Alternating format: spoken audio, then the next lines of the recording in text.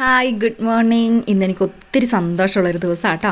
കാരണം നമ്മുടെ മൂന്നിലവ് DYFIയുടെ ഏരിയ കമ്മിറ്റിയുടെ നേതൃത്വത്തിൽ വയറിരിക്കുന്നവരുടെ മിഴി നിറയരുത് എന്നൊരു പ്രോഗ്രാമിൻ്റെ ഭാഗമായിട്ട് നമ്മുടെ കോട്ടയം മെഡിക്കൽ കോളേജിലെ രോഗികൾക്കും കൂട്ടിരിപ്പുകാർക്കും പൊതിച്ചോറ് കൊടുക്കുന്നുണ്ട് കേട്ടോ. മാസത്തിൽ 1-2 തവണ ഇതിൻ്റെ അണിയറ പ്രവർത്തകർ നമ്മുടെ വീടുകൾ തോറും കയറി പൊതിച്ചോറ് കളക്ട് ചെയ്തിട്ടാട്ടോ ഈ മെഡിക്കൽ കോളേജിൽ എത്തിച്ചു കൊടുക്കുന്നത്. അപ്പോൾ അതിൻ്റെ ഒരു ഭാഗമാകാൻ പറ്റിയതിൽ എനിക്ക് ഒത്തിരി സന്തോഷമുണ്ട്. കാരണം ഞാനും കൊടുക്കുന്നുണ്ട് കേട്ടോ 5 പൊതിച്ചോറ്. നമ്മളെ കൊണ്ട് പറ്റുന്നത് ചെയ്താൽ മതി കേട്ടോ. അപ്പോൾ ഒത്തിരി കറികളൊന്നും വേണമെന്നില്ല, നമ്മുടെ വീട്ടിലുള്ള കൂട്ട് കറികൾ കേട്ടോ.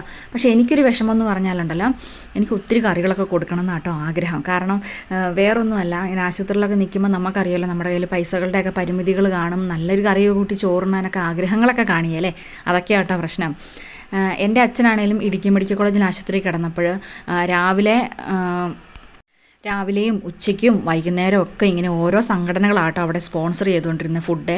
നമുക്ക് ഫുഡിനെക്കുറിച്ച് വേറെ ചിന്തിക്കാനൊന്നുമില്ല. നമ്മുടെ കയ്യിൽ ഉറപ്പായിട്ടും 1 രൂപ പോലും ഇല്ലാത്ത ആൾക്കാരാണെങ്കിലും നമുക്ക് അവിടുന്ന് ഫുഡ് കഴിച്ച് നമുക്ക് നമ്മുടെ കാര്യങ്ങൾ നോക്കാൻ പറ്റും കേട്ടോ. ആശുപത്രി നിൽക്കുമ്പോഴേ ചിലപ്പോൾ നമുക്ക് പൈസ ഇല്ലല്ലോ എന്ന് ഓർത്ത് നമുക്ക് വിഷമിക്കേണ്ട യാതൊരു കേസുമില്ല. നമുക്ക് വിശക്കാതിരിക്കും കേട്ടോ. അതാണ് അതിൻ്റെ ഏറ്റവും വലിയ പ്രത്യേകത. നമുക്ക് ഒരുപാട് സഹായമാണ് ആശുപത്രി കിടക്കുന്ന ആൾക്കാർക്ക്.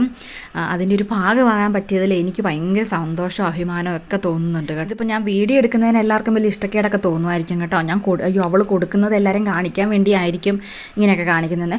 ഒരിക്കലും അല്ല കേട്ടോ. അപ്പോൾ നമുക്കറിയത്തില്ല ഇവിടുന്ന് മെഡിക്കൽ കോളേജിൽ നിന്നൊക്കെ ഇങ്ങനെ DYFIയുടെ പ്രവർത്തകർ ഈ ഒരു ഏരിയയിൽ നിന്നൊക്കെ കൊണ്ടുവന്നു. സത്യത്തിൽ എനിക്ക് അറിയത്തില്ലായിരുന്നു. നമ്മളങ്ങനെ അറിഞ്ഞാലല്ലേ നമുക്കങ്ങനെ ചെയ്യാൻ പറ്റത്തുള്ളൂ. ശരിക്കും ഒരു പ്രചോദനത്തിന് വേണ്ടി മാത്രമാട്ടോ ഞാൻ ഇങ്ങനെ ഒരു പരിപാടി ചെയ്യുന്നത്, ഈ ഒരു വീഡിയോ ചെയ്യുന്നത് കേട്ടോ. കറികളില്ലാന്ന് മാത്രം എനിക്കൊരു വിഷമമുണ്ട്. അപ്പോൾ ഞാൻ ഉദ്ദേശിക്കുന്ന ചോറ് വെക്കണം, അതുപോലെ തന്നെ ഒരു പുളിച്ചമ്മന്തി അരക്കണം കേട്ടോ. വറ്റലമുളകൊക്കെ നല്ലപോലെ വറുത്തെടുത്ത പുളിച്ചമ്മന്തി അരക്കണം, ഇഞ്ചിയൊക്കെ വെച്ച്.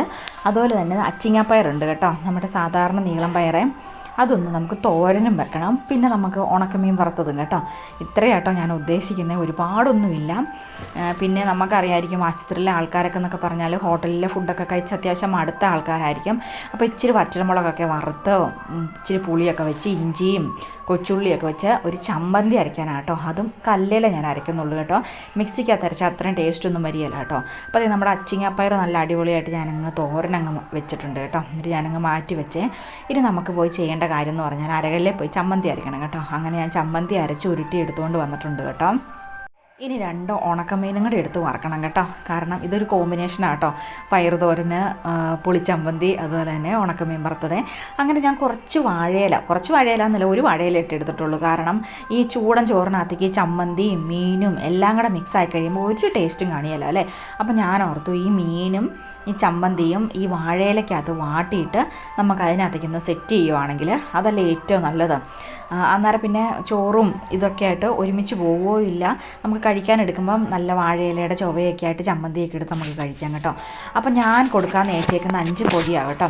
ഈ 5 പൊതിക്ക് ഞാനിങ്ങനെ പേപ്പറുകളെല്ലാം എടുത്ത് വെച്ചിട്ടേ ഉള്ളൂ, പൊതിഞ്ഞിട്ടില്ല. അതുകൊണ്ടത് ചോറ്, അതുപോലെ തന്നെ ചമ്മന്തി, മീൻ വറുത്തത്, പയർ കേട്ടോ. പയർ തോരനാണ്. അപ്പോൾ നമുക്ക് ഒരു വാഴയില ഞാൻ വാട്ടിയെടുത്തിട്ട് വന്നിട്ടുണ്ട് കേട്ടോ. വാഴയില ഇപ്പോൾ എന്തോ പൊട്ടൊക്കെ ഉണ്ട് കേട്ടോ. അത് ഈ വാഴയില കേടിൻ്റെയൊക്കെയാണ്. അപ്പോൾ നമുക്കിത് കീറി ചമ്മന്തിയും മീനും നമുക്ക് അതിനകത്തിട്ട് കൊടുക്കാം കേട്ടോ. അപ്പോൾ അതിന് വേണ്ടി കേട്ടോ ഞാൻ വാഴയില എടുത്തിട്ട് വന്നതേ. അപ്പോൾ നമുക്കിതേ ഓരോരോ പേപ്പറുകൾ നമ്മളിവിടെ വിരിച്ചിട്ടുണ്ട് കേട്ടോ. ഈ നമ്മുടെ കടയിലൊക്കെ നമ്മൾ ചോറ് മേടിക്കുമ്പോൾ കിട്ടുന്ന പേപ്പറേ. അപ്പോൾ ആ പേപ്പറിനകത്ത് നമുക്ക് ഓരോരോ ചോറുകൾ നമുക്ക് പൊതിഞ്ഞ് എടുക്കണം കേട്ടോ. എങ്ങനെയാണ് ഞാൻ കാണിച്ചു തരാവേ.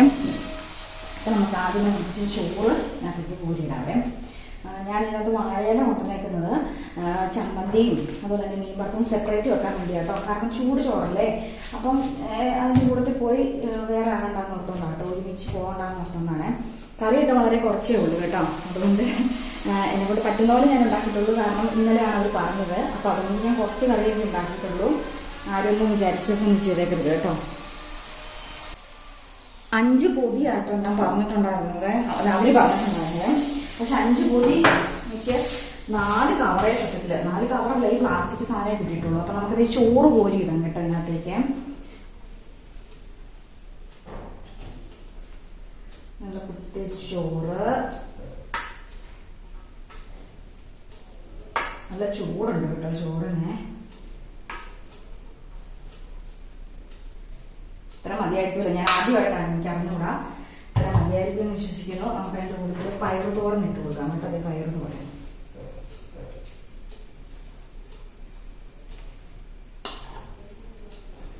പയറ് തോരൻ. പിന്നെ ഞാൻ ഈ ഒരു വാഴയില എടുത്തിട്ട് വന്നിരിക്കുന്നത് ഈ ഒരു ചമ്മന്തിയും മീൻ വറുത്തതും സെപ്പറേറ്റ് വെക്കാനാണ് കേട്ടോ. അല്ലെങ്കിൽ ചമ്മന്തിക്ക് പുളിയൊക്കെ വെച്ച് അത്യാവശ്യം നല്ല എരിവൊക്കെയുള്ള ചമ്മന്തിയായിട്ട് ഞാൻ അരച്ചേക്കുന്നത്.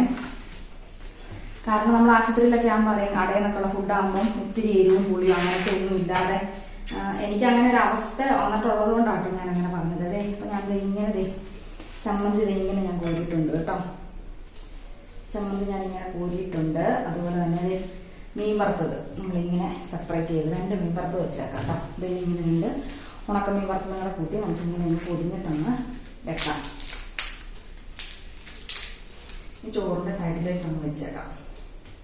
അതുപോലെ തന്നെ ചമ്മന്തിയും ഇതിപ്പോൾ എങ്ങനെ പൊതിയുന്നൊന്നും എനിക്ക് അറിഞ്ഞൂടാ.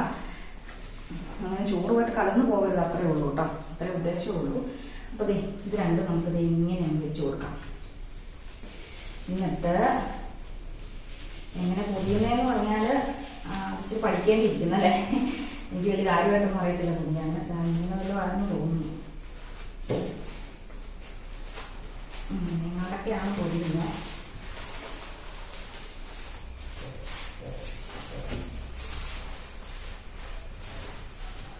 ചോറ് കുറവാണോ സംശയമുണ്ട് കേട്ടോ. കുറവല്ല തോന്നുന്നല്ലേ. എന്നിട്ട് നമുക്ക് ഇങ്ങനെ പേപ്പർ വെച്ച് ഇങ്ങനെ കാണിച്ച്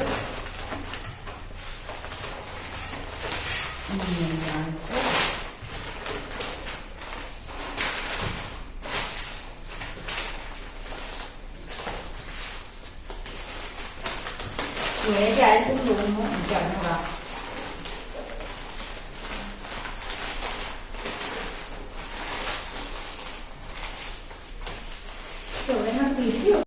അവസാനത്തെ പൊതിയായപ്പോഴത്തേക്കും ഞാൻ ആകെ ടെൻഷനായി കേട്ടോ. കാരണം ആ ചേട്ടൻ 9:30 ആകുമ്പോഴത്തേക്കും വരും.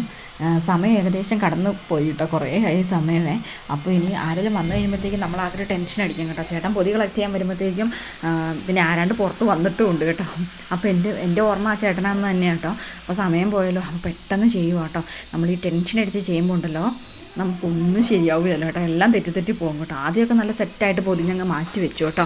അവസാനം വന്നു കഴിഞ്ഞപ്പോഴത്തേക്കും ഭയങ്കര ടെൻഷനായി, ഭയങ്കര വെപ്രാളമായി. അയ്യോ ഇനി എന്ത് ചെയ്യും, ആ ചേട്ടനിപ്പോൾ തന്നെ വരുമല്ലോ, പോവും, സമയത്ത് കൊടുക്കണ്ടേ ഫുഡ്. ഏകദേശം 1.5 മണിക്കൂർ യാത്രയുണ്ടല്ലോ കോട്ടയം മെഡിക്കൽ കോളേജിന് നമ്മുടെ ഇവിടുന്ന് കേട്ടോ.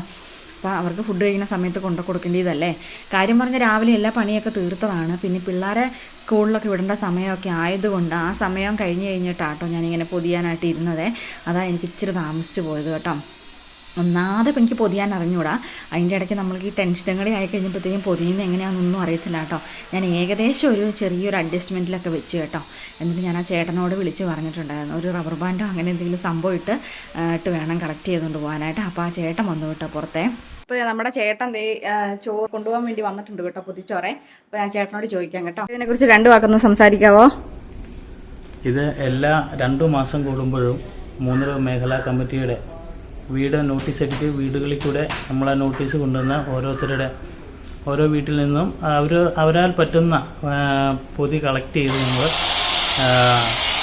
വയറെരിയുന്നവരുടെ മിഴി നിറയാതിരിക്കാൻ വേണ്ടി കോട്ടയം മെഡിക്കൽ കോളേജിൽ കൂട്ടിരിപ്പുകാർക്കും രോഗികൾക്കും ഞങ്ങൾ ഈ പൊതി കളക്ട് ചെയ്തതിന് ശേഷം ഇത് ഞങ്ങളവിടെ കൊണ്ടുപോയി എല്ലാ 2 മാസം കൂടുമ്പോഴും മേഖലാ കമ്മിറ്റി 3 മേഖലാ കമ്മിറ്റി ചെയ്യുന്നതാണ്. അങ്ങനെയാണ് ഞാൻ ഈ ചേച്ചിയായിട്ട് ഈ നോട്ടീസ് കൊടുത്തിട്ട് ഇങ്ങനെ ആവശ്യപ്പെട്ടപ്പോൾ ചേച്ചി ഞങ്ങൾക്ക് 5 പൊതി തന്ന് ഞങ്ങളെ സഹായിച്ചു. അത് മേടിക്കാൻ വേണ്ടി ഞാനിപ്പോൾ ഈ വീട്ടിൽ വന്നതാണ്. അത് മേടിക്കുക. ആ ചേട്ടൻ വന്ന് പൊതി കളക്ട് ചെയ്തുകൊണ്ട് പോയി കേട്ടോ. പെട്ടെന്ന് വന്ന് ആ ചേട്ടൻ കളക്ട് ചെയ്തിട്ട് പോവുകയാണ് ചെയ്തത്. അപ്പോൾ അതുകൊണ്ട് എനിക്ക് പെട്ടെന്നൊന്നും പറയാനൊന്നും പറ്റിയിട്ടുണ്ടായിരുന്നില്ല. അപ്പോൾ ഇന്നത്തെ വീഡിയോ ഇത്രയേ ഉള്ളൂ. അപ്പോൾ എല്ലാവരും ലൈക്ക് ചെയ്യണം, ഷെയർ ചെയ്യണം, കമൻറ്റ് ചെയ്യണം, സപ്പോർട്ട് ചെയ്യണം കേട്ടോ. കട്ട സപ്പോർട്ട് ഉണ്ടായിരിക്കണം. അപ്പോൾ tata bye bye, see U.